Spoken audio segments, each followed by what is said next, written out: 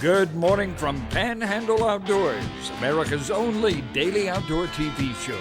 Your source for fishing, hunting, and information for folks who enjoy the great outdoors. Now sit back, relax. It's Panhandle Outdoors. Good morning, folks. Welcome to Panhandle Outdoors. I'm Winston Chester. I'm glad you're here this morning. Got a big show lined up, but first, let's take a look at our weather brought to us by Gulf Coast Air Conditioning. Drew Pollard and hard-working crew taking care of our everyday comfort needs. And haven't you enjoyed these summer afternoon thunderstorms cooling things down? You look on the radar, just pop up. It's just like old days in the summertime. They just come through. Heavy wind, heavy rain, then the next thing you know, it's stopped. So, but the big thing is cooling things down. High today, right at 90, low 81. Not much difference right there. Our water temperature brought to us by Maranta Copy Company at the end of the pier right here in Panama City. The copy company is not at the end of the pier. The temperature is taking the end of the pier. Okay, today I had to take a double take. It's down to 84. Somehow we lost 5 degrees in a day. It's weird how that happens. But anyway, it's 84 degrees. River readings brought to us by the good folks at Panama City Coca-Cola. And one day we'll take time to tell you all that Coca-Cola story about some old home folks. Apalachicola Bluntstown 3.3 steady. The Choctaws at Caraville, all that rain, you saw what happened. It going up. You got a lot of heavy rain up in there. It's at 3.7 this morning, and it's going up. It's going to be rising. Tide chart brought to us by Kent Forest Lawn. Another day or two with neap tides, high around 254 this morning, and low about 315. And our marine forecast, it looks like it's going to be coming out of southwest at about 10 to 20. All right, let's take a break. We'll be right back.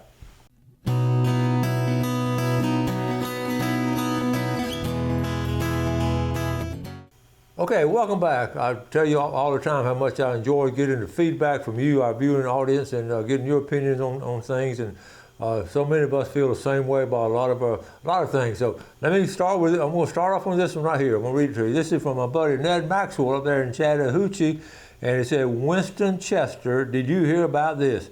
There goes my favorite beach, St. George Island."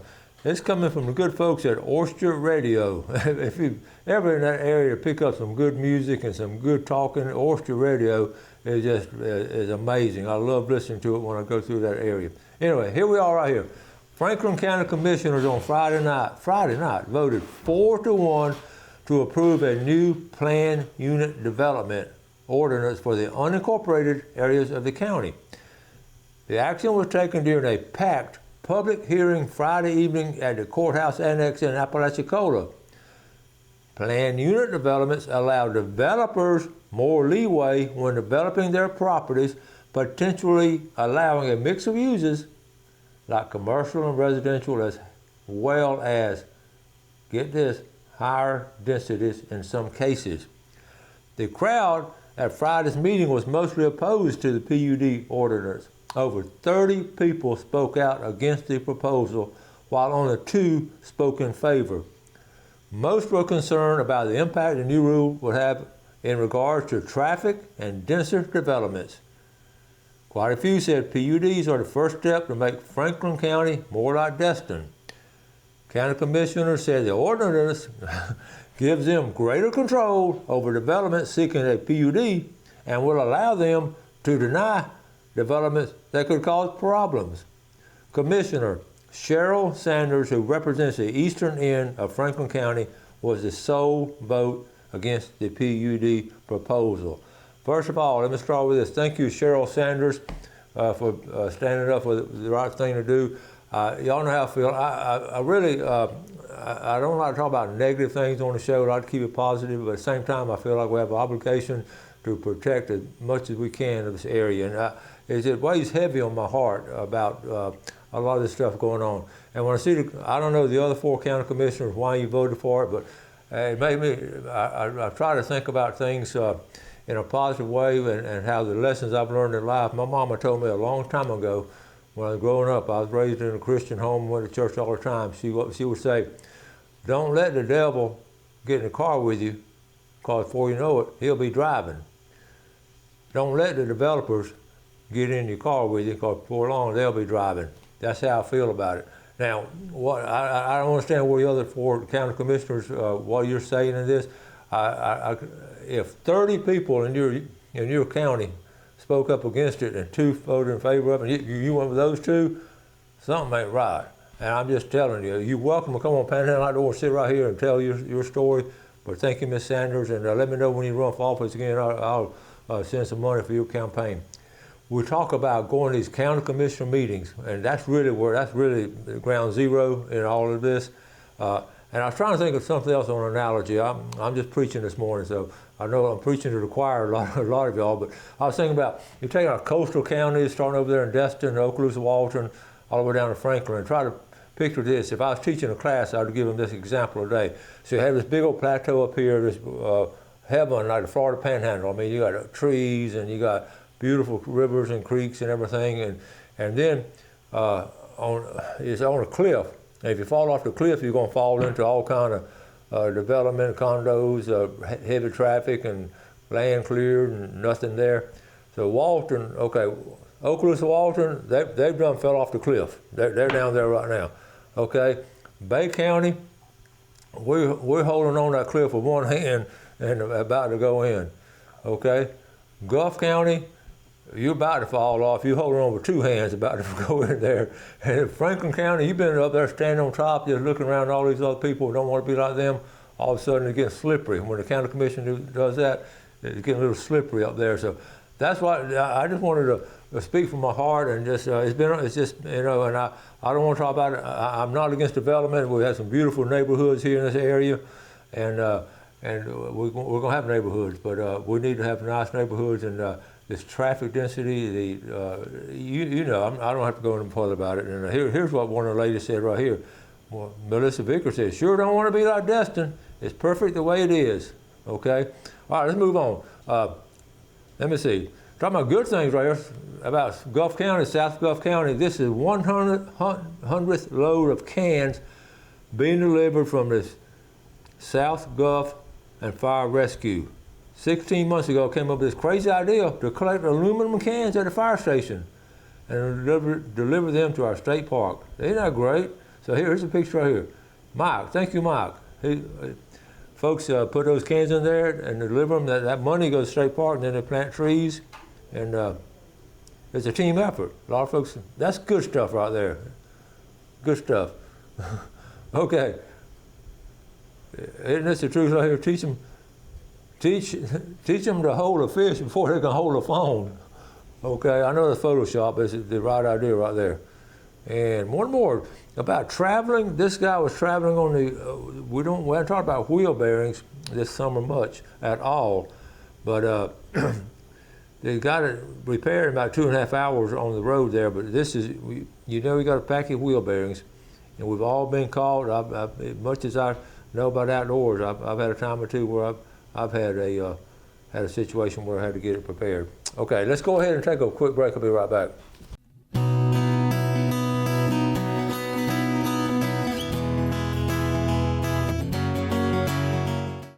Okay, welcome back. I just wanted to talk about boats for a minute. You know how we feel about boats here, and they've been so amazing in the Florida Panhandle.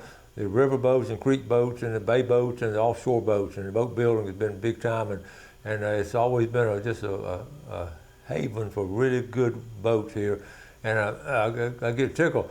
The prices have really gotten high lately, and I can understand all kinds of things gotten high on prices. But I saw this. I broke out in a grin because I love taking old things and try to repair them and try to restore. Check this one out. This is an old bass tracker, the old panfish, and so this guy in his garage. Here it is right here. So he put 2. Look at it, for his bases for the seats. These are little tool chests. I think Makita or something, one of those. And have those drawers so you can keep your fishing tackle in. Now, isn't this smart? And then, of course, recarpeted it, and they had it. That's a solid boat made by Bass Tracker, which is a fine company as far as building boats. And this is something very affordable if you do something. This is like fun to do, to restore an old boat. A lot of folks do all kinds of things with them. So I thought that was cool. Okay. Speaking of old boats and old families here in the area, old LaBurl Raphael, he's not old, but he comes from the Raphael family. And Awesome day having a family come to Apalachicola to fish with Paw Paw.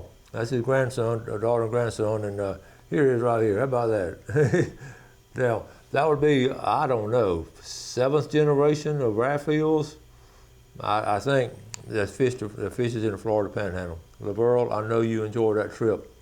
And I want to get down there and fish you all this fall. Okay. All right, me. I am surprised at how winded I am by this exercise, the personal trainer says. This was the tour of the gym. Okay. This is very timely because it's right around the corner, and this is the last time I'm going to mention it, but the Buckmasters 30th Annual Expo is August the 15th and 17th. I've made a decision, but I am going to go scalloping, and Ray Howell called me. We talked yesterday on the phone about it because he's done the same thing I have. He loves to scallop. He loves to go to Buckmasters, and he said in the last 3 or 4 years he's been scalloping too. And we had a good talk. And by the way, he's been doing some good fishing this summer on the river and the bay system. But Buckmasters is a really fun trip if you get a chance to go up there. It's in Montgomery. You can go up there in a day, or you can go up there and spend the night. But I waited, and it's so scalloping is going to win that one, okay? All right, we'll talk about all the good things again that goes on. I know we had this big tournament and all, but the Leukemia Research Foundation, they have a big magazine that comes out, and they send out across the country and all. And here's the news. This is in the last issue they had, Leukemia Research News, the Crowder family. They did a story on the tournament down here, and they talked about it, and talked about Lisa was 44 years old and she lost her battle with leukemia, and she loved animals. Anyway, we talked about it before, but I thought this is so good for them to recognize her spirit continues 23 years later, and thanks to her father Jimmy and her family, and you can see the family there. And then let's see, I got a the shootout continues. That is a big fan picture. I showed this earlier, but I want to show it to you because they got a lot of recognition nationwide. I think a lot of people in the country did not know about it other than us local folks and the folks up there in Chicago. So I just thought this was cool for them to go ahead and do this. Okay, this is interesting. Big bass tournament coming up. It's going to be at White City Landing. And $3,000 to win. That's a pretty good guarantee right there. 5 fish limit. You understand? Here's the contact. Tara Galbraith, is that number there, or Johnny Allen. It's the James Grant Memorial Bass Tournament. And it's going to be Saturday, September the 6th. Got plenty of time to get ready for it, and it'll be cool down by then. And there's some good sponsors down there. I see one of them is J.R. Rib Shack. All right. Okay. Whitney, she was over at the house the other morning, spending the night with Ashley, and she sees this turtle in the road. It's early in the morning, I'm driving down, and Whitney pulled off the side of the road, and she did something. This is a replay from when she was like a little girl. She saved these little, let's see, I can't get it to play, but anyway, this turtle was crossing the road, and you see what she did. She took it across the road right there, but I'll play the replay later. But anyway, that's a flashback right there. Okay, Davin, one of our viewers sent this to me. He's finally seeing some horns growing. Now this is going to get you in the fever of what's going on. Look at Davin's pictures.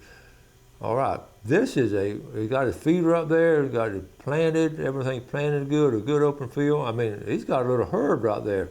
But look at those horns. I mean, that's 3 big bucks right there. Nice one. And then got a little close up here, and you can see velvet still on them. And then in the next picture, the turkeys that move over is our turn to eat. So, Davin, thank you for sharing this with us. And this sort of gets us thinking about hunting season right around the corner and getting prepared for it. Okay. Jonathan Rambo down at Howard Creek. We all need to do this. You can do it even if you're not at Howard Creek. If anybody is still awake, turn your outside lights off and walk outside and look up. the most stars I've ever seen, and you can see all of the satellites moving around. You know, this is something we talk about. You know, to take time out, stop, and just go and enjoy nature, and y'all have done this before, I know, and it's really time to do stuff like that. In the summertime, the stars are so full. Way back on the beach days, before all the lights were out there, you could actually look up in the stars. It'd be amazing in the summertime, especially late summer like now. So when James put that on Howard Creek page, I said, this is so true. And if you live in a dark area, y'all make it a point, especially we've got a new moon this week. So the nights are really dark and the stars are just spectacular. And each one of us need to take time out and go and just, turn the TV off a minute or turn it down and just go outside, take a deep breath, look up, and just be thankful of this beautiful area we have. All right, let's take a break. We'll be right back.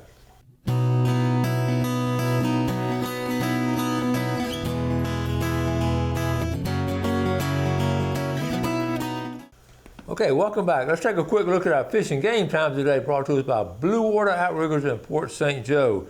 4:40 a.m. to 6:40 a.m. and 5:01 to 7:01. And it was interesting yesterday talking to Hunter and Preston about how they use those major feeding times, even offshore in hundreds of feet of water, how that's important. So any outdoorsman you ever talk to, there's always been that pattern of something going on in nature that spurs the fish and the game to move around and feed. And it's the moon a lot. Okay, here we go. Next tournament this past weekend, I want to thank Jim Kelly. I have some pictures to show you, but Jim's going to send some pictures. He was there. I went and took some pictures to share with our audience, and we'll get those for you maybe tomorrow or the first part of next week.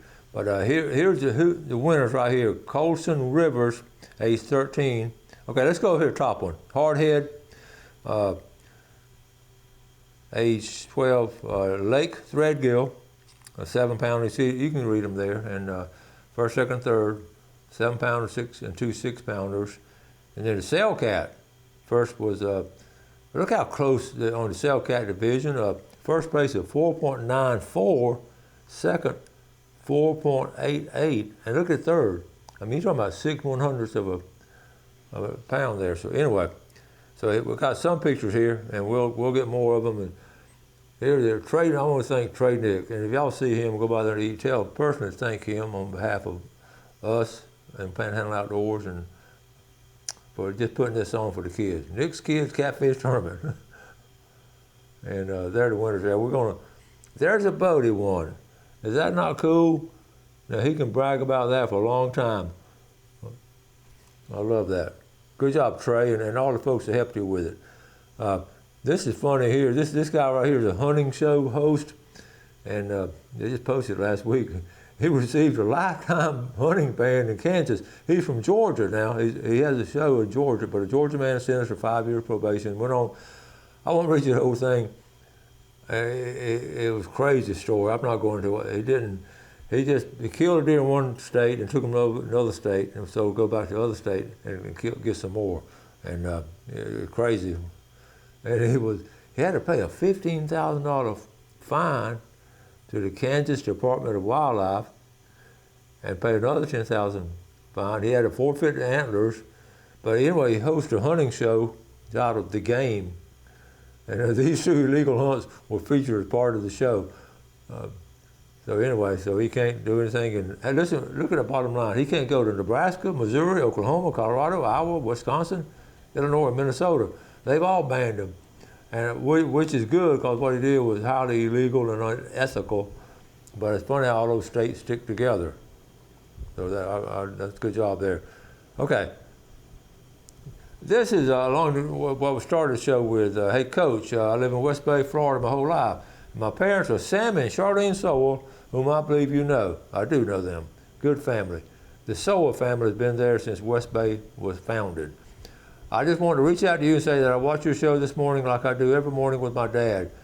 And you talking about the new marina that's supposed to be built for Margaritaville, and you made the comment saying that the days of West Bay are going to be finished. The West Bays we knew once is completed. Couldn't agree with you more, and it is sad and breaks my heart.